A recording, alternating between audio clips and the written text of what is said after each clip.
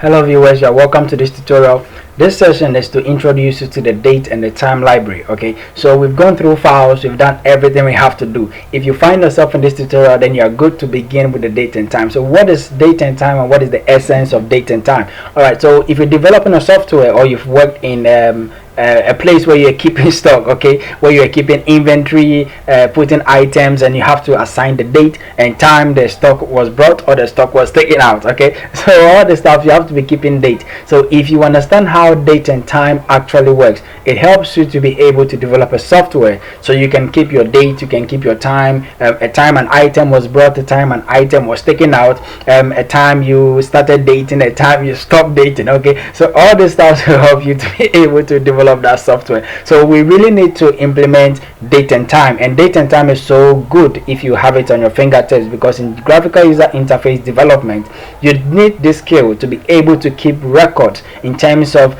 date, time, when an item was brought. And we can also use date and time to calculate the time left to your birthday, okay. So you can develop an app which will calculate the time left for your birthday to happen. Alright, so let's begin with what we have to know within date and time.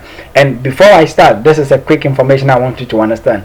If you are able to understand the date and time library, you will be able to understand every other library in Python, because I've really moved in date and time, and it's not complex, okay. It's just trickish, it's kind of plays around, it's kind of tricky. So if you really get the date and time library upon all its tricks, if you're able to understand it, I really assure you that you have all it takes to understand every other library, even on artificial intelligence, because date and time is so nice. It's tricky, you just have to be quick and smart enough to be able to pick some information from it. So to begin with, date and time is actually a library in Python. So what is a library? I made mention when dealing with files.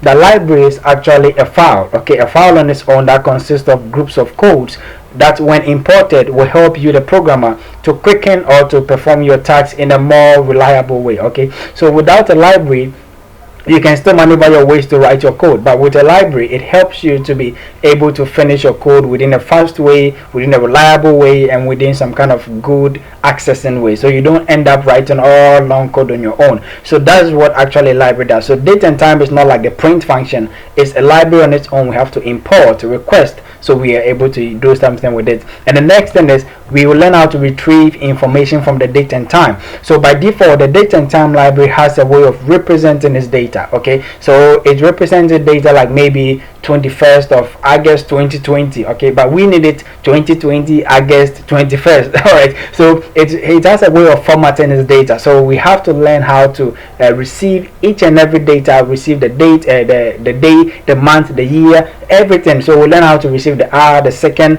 the minute from the date and time. So that's what we'll be handling during the retrieving. And also we'll learn how to do with strp time and strf time, how to do with all this thing, okay, how to do, not deal, how to do with it, not how to do with it. So if you are able to handle this, then you are just good to go. So what is strp time, what is strf time? Okay, if you walk over the internet right now, there is a whole lot of confusion that of the name of strp time and strf time, okay. Some are saying this is past, because if you see this name, it really has no meaning.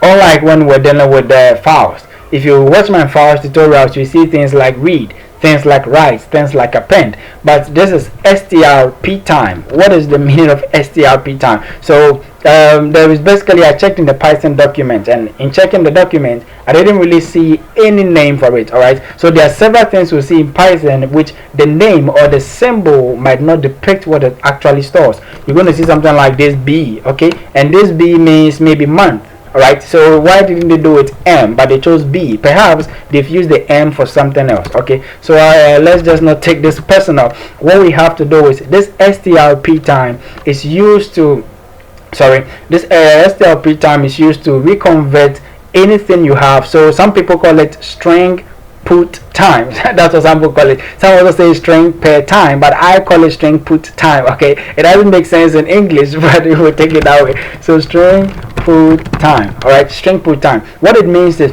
I made mention earlier that date and time has a way of formatting its date and time, okay. That's a way of formatting. So if we have a string, okay, ask the user to enter in a date and time or a date, you and I know that the input function uses was string. So if we receive the string, you want to put the string in a time format, because if it is in a string format, we cannot do anything with it. Okay, so we need it in a time format. A string uses string method, but we want to bring it in a time format so we can do things like adding a date to it, subtracting the date, knowing the date is left to my birthday, and every other thing. So we need to convert the string the user enters into a time format. All right, so that's string put time. Okay, so it's not good in English, but it's good in Python programming. Then we have the second one, string for time. Okay, as for this, it kind of makes sense a little where we have string for time. So the meaning for string for time means that, all right, there is a time value, okay, and we want to obtain the string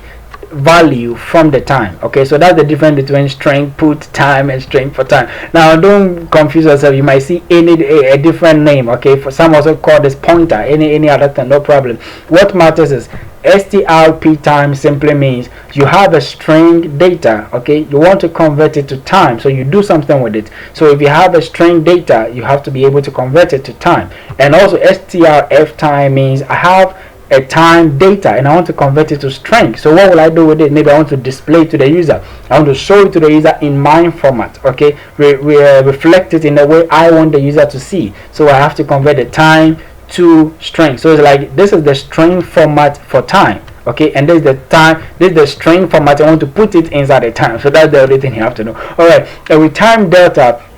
Now time delta helps us to kind of subtract one day from another day. So maybe I have a date like 24th October 2020, okay, and I want to subtract 5 days from it. So time delta is kind of good in handling that. It shows the difference within date, and you can also use it in subtraction of date. So these are the things you have to know about date and time, the quick introduction to it. So what's the previous, what's the next tutorial, so you kind of get the concept of how we can handle date and time. And after learning all this, you'll be good to go. And the next topic we're dealing with is error handling. So check through this tutorial, subscribe to the channel if you have not, hit the bell and get our updates I release. And moreover, if the video is informative for you, remember to like the video. So thank you for viewing this, and you're always welcome to the